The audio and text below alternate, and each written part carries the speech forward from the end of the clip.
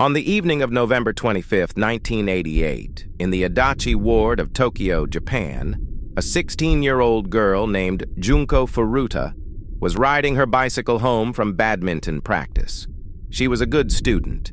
She had never been in trouble.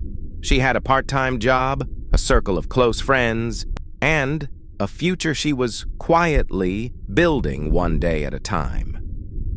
She was 1 minute from home when 4 boys stopped her on the street. Their leader was a 17-year-old named Hiroshi Miyano.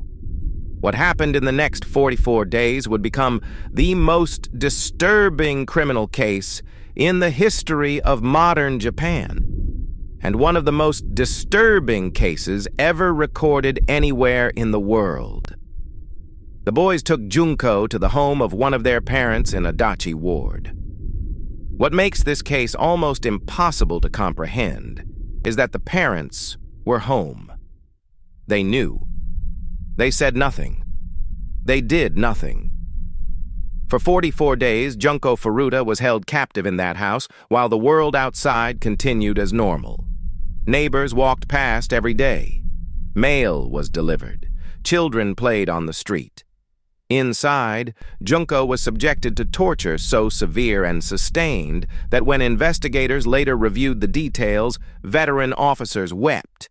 She was beaten, starved, and burned. She begged them to kill her. They refused, because keeping her alive was the point. The boys forced Junko to call her parents and tell them she was staying at a friend's house. She did it because they threatened to kill her entire family if she told the truth. Her parents believed her, because she had never given them a reason not to. They waited. They worried quietly the way parents do when something feels wrong, but they cannot name it. Junko held herself together on those calls with a strength that is almost beyond understanding. She protected her family until the very end.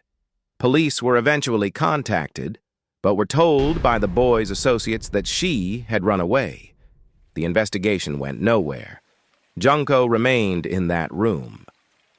On January 4th, 1989, 44 days after she was taken, Junko Furuta died from the injuries inflicted on her. She was 16 years old. The boys panicked. They encased her body in concrete inside a steel drum and dumped it at a construction site in Koto Ward. She was discovered by chance 2 months later when workers broke ground. The 4 perpetrators were arrested. What happened next in that Tokyo courtroom made the entire nation of Japan erupt in fury and sent shockwaves that are still felt today. Because the perpetrators were juveniles under Japanese law, their identities were protected. Because it was their first conviction, the court showed leniency. The ringleader Hiroshi Miyano received a sentence of 20 years. The others received sentences between 5 and 9 years. Some were free before they turned 30. One was later rearrested for another violent crime. Japan's juvenile protection laws meant that the men who did this to Junko Furuta served sentences that would not be out of place for property crimes. The judge called it a regrettable incident. Junko Furuta spent 44 days in that house trying to survive. She was failed by her captors. She was failed by the neighbors who heard and said nothing. She was failed by police who didn't look hard enough. And she was failed by a justice system that protected the people who destroyed her. Her name was Junko Furuta. She was 16 years old.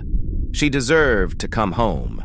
Remember her name, because the system tried very hard to make sure you never heard it. Sleep well if you can.